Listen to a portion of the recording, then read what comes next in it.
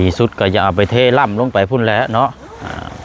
แต่ว่ามันเกิดมาแบบนี้แต่เฮาก็ต้องซอยและเฮาก็ต้องจับมือซอยกันเนาะมาเว้ามาแนวมันมาซ้ำเติมแนวที่บ่ดีบ่งามก็บ่คักเลยพี่น้องเนาะคนเฮานี่ใกล้ดอกพี่น้องเนาะทั้งระบาวสองระบาวก็ซอยกันดีอยู่เนาะก็บ่ได้ลบหน้าลบข้างเนาะเพิ่นก็มีหยังก็แบ่งกันกินสู้กันกินก็ถือว่านี่แหละเนาะพึ่งพากันได้นี่กันไปเดี๋ยวยางไปเบิ่งพุ่นน้ำพี่น้องพุ่นละมองลงก่อนลงให้ทรายก่อน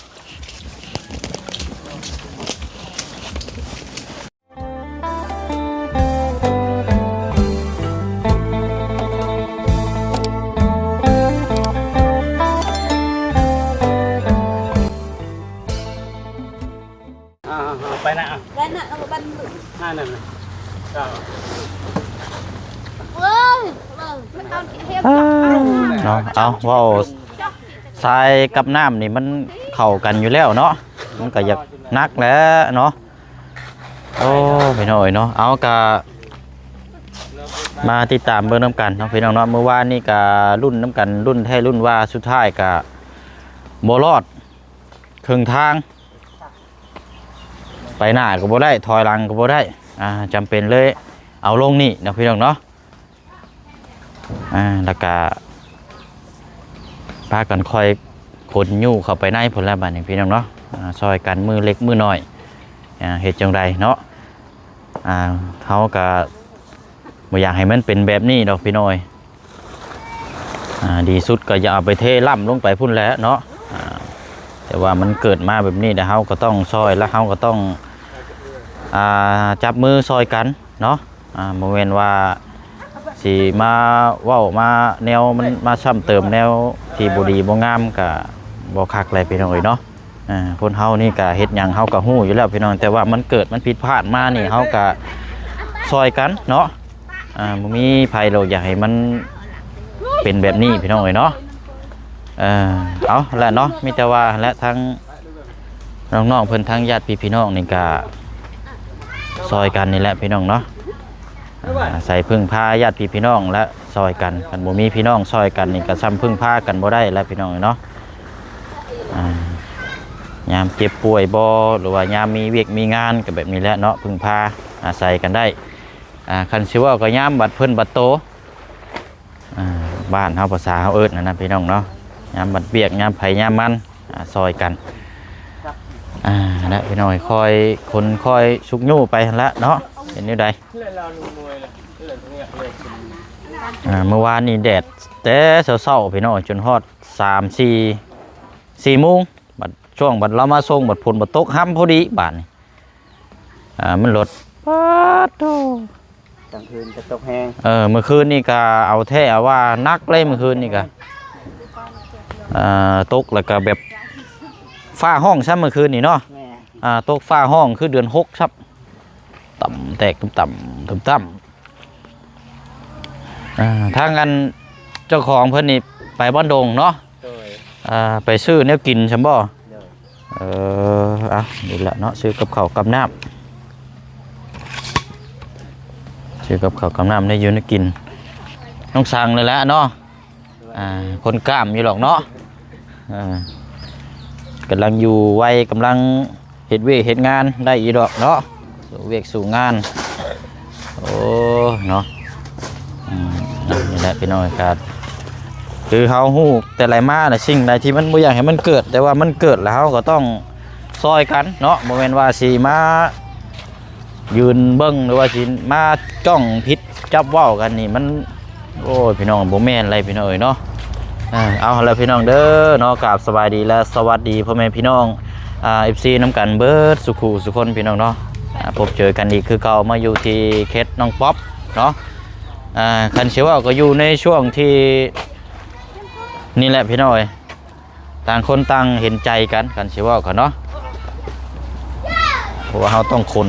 ไปนี่แหละพี่น้องเนาะต่างคนต่างเห็นใจกันครับบ่เห็นใจกันนี่ก็ยากเลยพี่น้องเนาะอยู่น้ำกันเนาะเพราะฉะนั้นกับบัตรเพิ่นบัตรโตเนาะยามเวียกยามงานซอยกันเอากะการสั่งแห่ทรายมาในครั้งนี้กะ ถ้าเฮาฮู้ว่ามันสิเป็นแนวนี้เฮาก็บ่สร้างมาหรอกพี่น้อยเนาะคันสิเว้ากันถ้าเฮาฮู้ว่าโอ้ยมันต้องเป็นแนวนี้บ่สร้างมาดีกว่าพี่น้องสร้างมาแล้วมันยากแบบซี่นี่เนาะแต่มันมาเกิดแบบซี่แล้วนี่เฮาก็ซอยกันดีแต่ว่ามีภาวัดนี่แล้วมาห้องพี่น้องมาห้องตัวนี้มาห้องแล้วก็โอ้ได้อันนี้แน่แล้วก็ตัวนั้นจังคอยอันนี้ไปเอานั่งดีๆนะลูกนั่งดีๆนะ น่าชอบกินอาชัน ใครดอกพี่น้องเนาะทั้งระบาว2ระบาวกับซอยกันดีอยู่เนาะก็บ่ได้ลบหน้าลบข้างเนาะเพิ่นก็มีหยังก็แบ่งกันกินสู้กันกินก็ถือว่านี่แหละเนาะพึ่งพากันได้นี่แหละพี่น้อยซอยกันบางคนนี่โอ้ยมายืนเบิ่งแล้วก็เว้าซี่หันซี่นี่แล้วไปเลยแล้วบาดนี้อันนั้นบ่ได้แบบซั่นน่ะพี่น้อยเพิ่นห้องว่าเวลาเฮาเจ็บเวลาเฮาพลาดมาแล้วซ้ำเติมว่าซั่นน่ะบ่มัก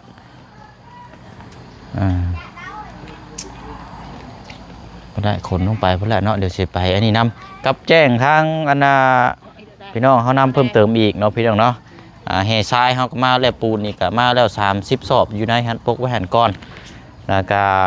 จ่ายเงินเป็นที่เรียบร้อยแล้ว6 ล้านกับ300,000 กีบจ่ายแล้วพี่น้องบัดนี้ก็เงินทาง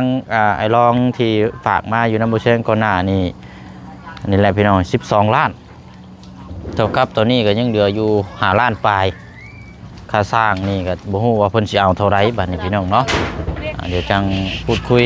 ตอนที่แรกว่าสินัดทางสร้างมาเบิ่งนี่แหละพี่น้อยแต่ว่าทางสร้างเพิ่นก็บ่ว่างบวกกับฟ้าฝนก็ตกแน่มื้อนี้น่ะก็เลยรอให้เบิ่งฟ้าฝนอากาศก่อนเนาะพี่น้องเนาะจังสิได้เอิ้นสร้างมาพูดคุยเบิ่งราคานำกันก็สิได้ให้เพิ่นมาดำเนินการเทพื้นเนาะก็สิเอาทั้งทีมงานสร้างแหล่ที่เทบ้านของทางน้องเลี้ยงแหละพี่น้องเนาะเพราะว่าทีมงานอ้ายเพิ่นมีเครื่องบดแบบว่าอย่างก่อนเพิ่นห้องเครื่องบดปูนเนาะแบบนั้นน่ะมันสิละเอียดแล้วก็มันสิทำให้พื้นนี่แข็งโตนะพี่น้องแต่แบบเฮาก็ได้สิเลือกเอาทางทีมงานเพิ่นนี่แหละพี่น้องเนาะแต่ว่าราคาค่าจ้างนี่เพิ่นสิเอาเท่าไหร่ก็จังว่ากันเนาะเบิ่งตามเหตุตามปัจจัยตามเหตุผลนั่นแหละพี่น้อย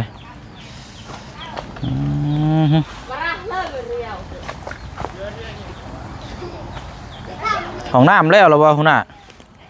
แล้วคุณวานนี่แต่ว่าเป็นน้องเด้คุณเลยเป็นน้องเลยคิดว่าประตูนจะมา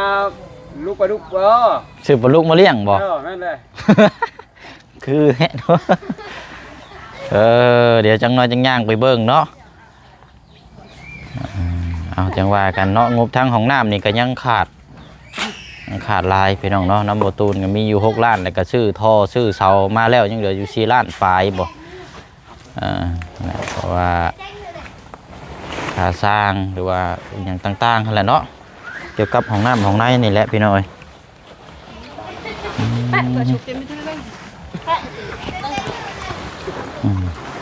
ป้า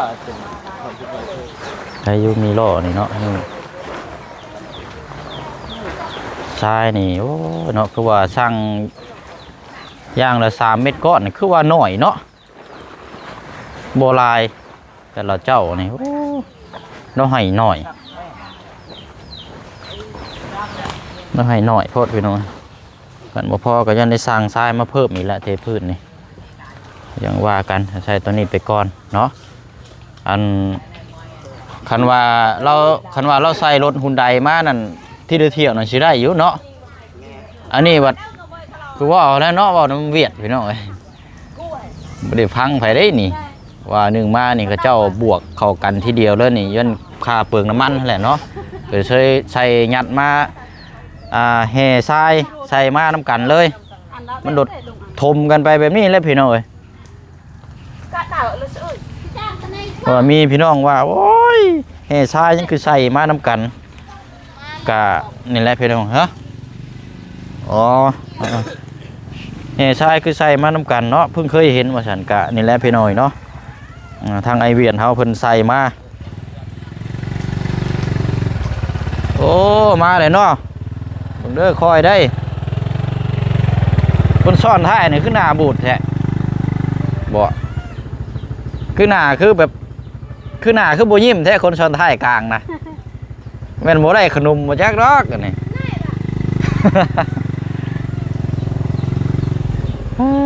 เอากันว่ามาที่เรือเที่ยวนี่ก็สิบ่ค่าแล้วพี่น้องใช้รถฮุนไดมาแต่ว่านี่เขาเจ้าคือแบบแบบว่ามันสิมีอยู่คันหนึงมันสิมีรถฮุนไดอยู่คันหนึงถ้าเขาเจ้าใส่มานั่นก็สิได้อยู่แต่ว่านี่เขาเจ้าอยากใส่ทีเดียวเลยอยากให้มันเร็วทีเดียวนะแบบประหยัดค่าน้ำมันแน่นะใช่พี่น้อง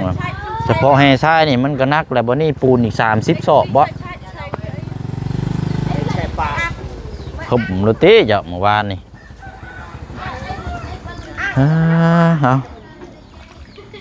เอาใช่มาเอามาน้ำก็ยังไหลเนาะน้ำมันมาแต่เทิงพอ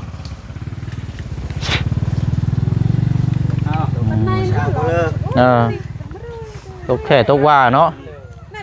อยู่บ้านพุ่นบัดบ่ได้ตกได้อยู่บ้านนะผม4-5 มื้อเลยทางนี่กี่พุ่นง่ายกุ๊บเลยอันนี้ยังอันนั้นอยู่ตกอยู่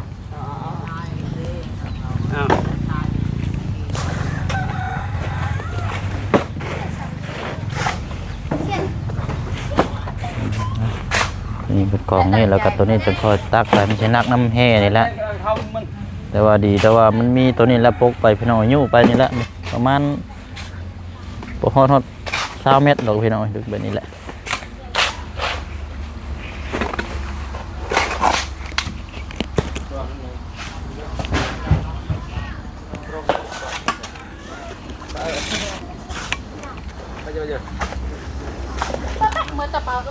ไปเลยอ่ะไปเอาต้นมือเจาะเอาชิ้นแรกสิดูกันเลยกันรอจะเป็นแห่ดินบดเนาะเลยเอาเนาะได้ยังซื้อยังมาเห็ดกับข้าวกับน้ำซื้อยังก็ไกลอยู่มาแต่บ้านดงคุณบอกผลบ่เลยตกหรอว่าเนาะบ้านดงก็ตกปล่อยพอดีปล่อยปลาย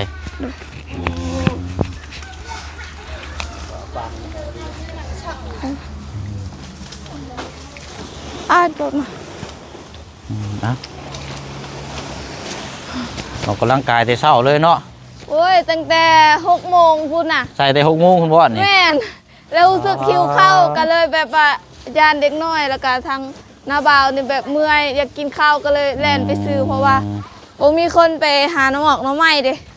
เอาดีแล้วเนาะซื้อในอยู่ในกินมาซอยกันไปเดี๋ยวยางไปเบิ่งพุ่นน้ำพี่น้อยพุ่นละมองลงก่อนมองให้ทรายก่อน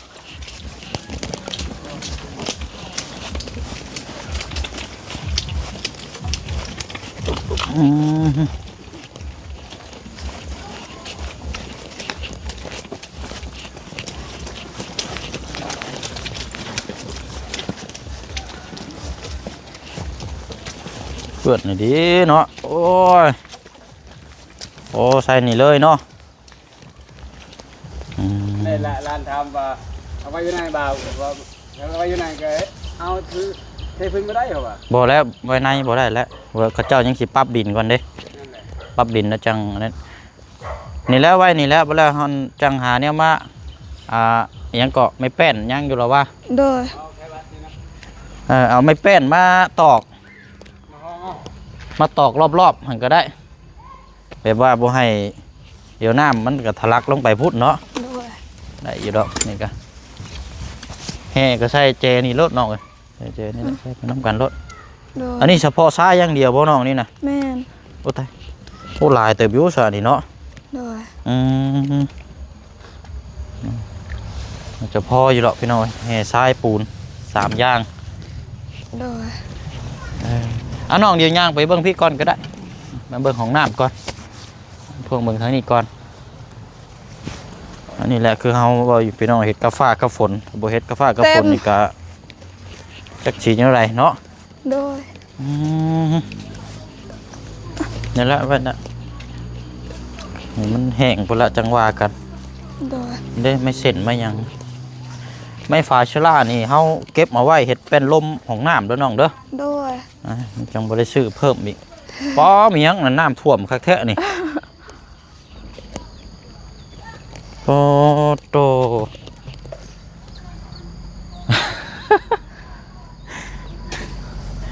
เมื่อคืนนี้แทบสินอนบ่หลับพุ่น โอ้พูดดีๆนี่เนาะ โดย มันยังใส่อยู่ในนี่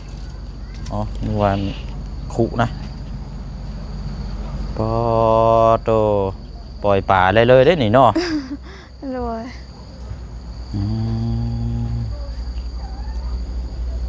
แต่ว่าคุดนี่เรียบร้อยแล้วเนาะ ก็ยังแต่ว่าอาจสิยังน้อยเดียว อืมยังก็ยังบ่หลาย โดย อืมมีแต่ว่าลอยเบิ่งฟ้าฝนกันแล้วก็จังสะขึ้นมาเนาะ แม่น สะขึ้นมาแล้วก็จังว่ากัน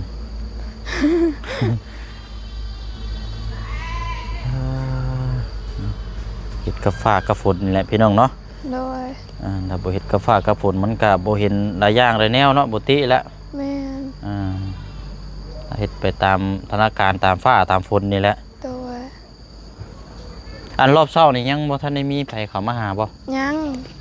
อันทางบ่าวประธานป้องก็ยังอยู่เนาะ โดยยังเบิด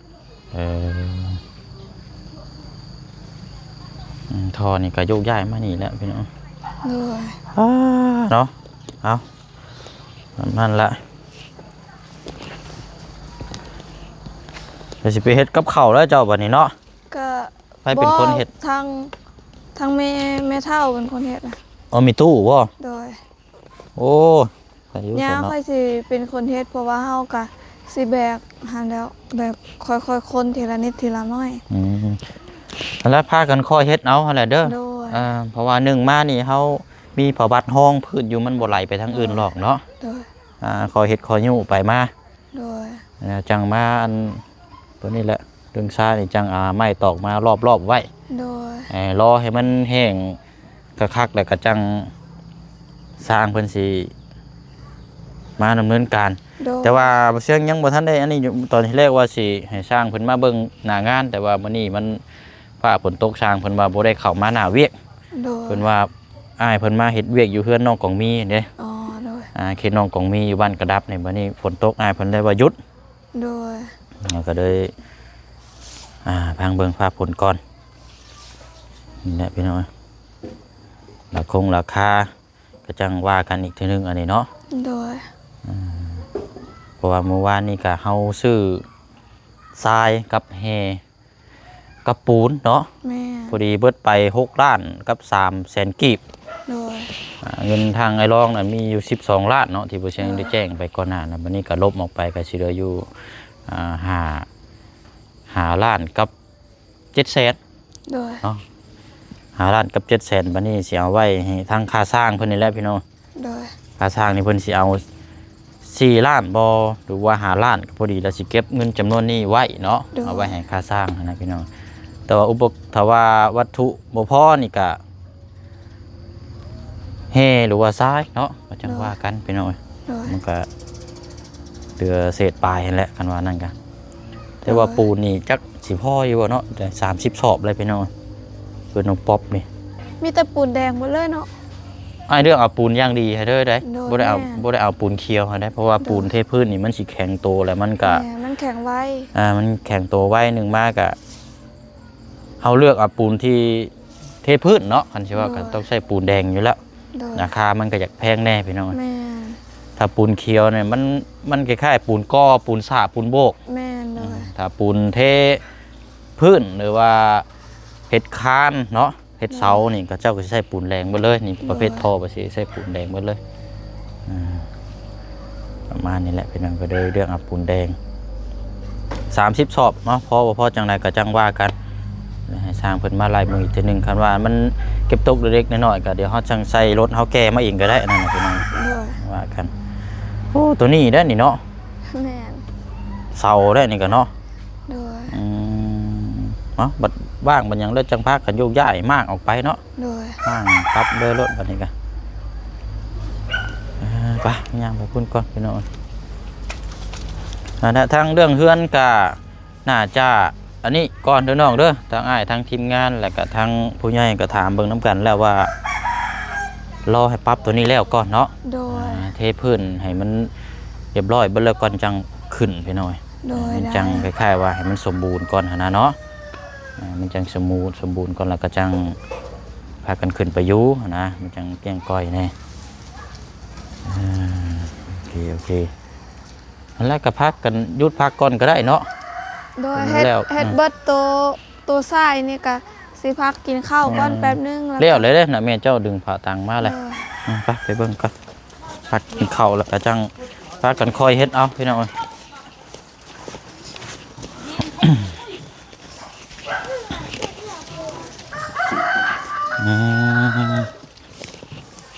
đó cái trái chơi về khai rồi đó nhảy chứ bì เฮเขากล่าวลงหนีรถดูน้องเด้อ rồi กองลงใกล้ๆกันนี่แหละกองเทใกล้ๆกันนี่เลยลูกกับชีวิตทางน้ำผ่านอยู่ทางน้ำผ่านมันเป็นตัวนี้เนาะมันทางมาพี่ลงไปพี่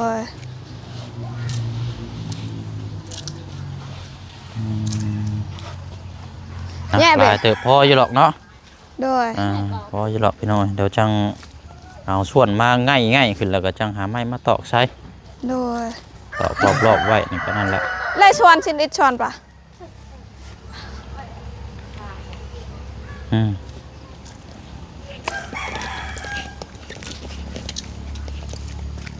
นะเอาละเนาะมีแต่ว่าหากินข้าวกินน้ำเนาะโดยเมืองช่วง2-3 โมงช่วงแรงเนาะเดี๋ยวสิเข้ามาเยี่ยมยามน้ำใหม่อีกเนาะโดยก็ขอบคุณทางเอฟซีล่ะ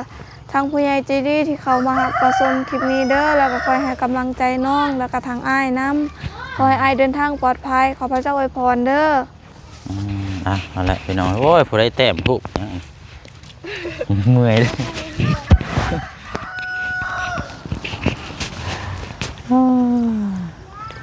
เอาละเนาะคอยเฮ็ดคอยนู่ไปละพี่น้อยสิ่งที่เขาบ่อยากให้มันเกิดแต่ว่ามันเกิดแล้วเขาก็ต้องซอยกันเนาะพี่น้องเนาะคอยซอยกันคอยประคับประคองเดี๋ยวมันก็ผ่านพ้นแล้วมันก็แล้วเราพี่น้องเนาะเอากระหู้อยู่ว่ามันฟ้าฝนตกแต่ว่ามันมาเข้ามาบ่ฮอดแล้วเขาก็ต้องซอยกันนั่นแหละพี่น้องเนาะกับหนึ่งมาคือเมื่อวานนี่แหละมันฝนบ่ได้ตกบ่ได้หยังทางมันก็แห้งแน่ครับบวกเขาเจ้าก็ใส่ลายแน่นะพี่น้องมันก็เลยจะเป็นต้องอยู่ข้างทางนี้เนาะไปละปูนกระปกอยู่นะฮะพี่น้อย30 ศอกนี่ก็จังอันนี้นะคอยยิ้วไปซ้ายพระเจ้ายิ้วไปเบิ้ลละซอยกันเนาะโอ้ยดีอยู่แค่ตังนี่แหละเทพื้นไว้มันบริเฮียเนาะพี่น้อยคือเขาเทบนเลยนี่ครับผมมีแค่ตังห้องนี่เพราะว่าพอแห้งแล้วมันสิไหลไปเมื่อคืนนี้ฝนยังตกแห้งซับเพื่อนอะไรพี่น้อยเบิ่งเลยเนาะอันนี้แหละหน้างานเนาะพี่น้องเนาะหลายคู่หลายคนกะโอ้ยเนาะบ่เลยเบิ่งมุมมองนี่แหละพี่น้อยสุดท้ายนี่ก็อยากเวลาเฮาผิดพลาดมันนี่อยากเว้าใส่อยากเพิ่มเติมแบบบ่ค่อยดีค่อยงามปานใดนะเนาะกะยาเพิ่นเนาะพี่น้องเนาะเนาะลำลาก่อนเด้อพี่น้องเด้อเนาะเดี๋ยวพอแล้วบัดนี้ไปกินข้าวกินน้ำแล้วก็จังไปต่อกันเคสน้องคำดีเนาะพี่น้องเนาะเคสน้องคำดีเพราะว่าหลังจากกระท่อมแล้วล่ะก็เมื่อวานนี้ว่าสิเข้าไปแต่ว่า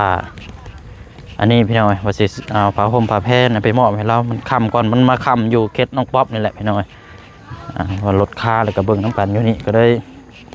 บ่ได้เข้าไปซ้ำเนาะพี่น้องเนาะไปลำลาก่อนเด้อเนาะปลุง FC เนาะที่หักแพงน้ำกันเบิดสุขุสุคนเนาะลำลาก่อนบ๊ายบายได้เพียงเด้อเนาะสวัสดี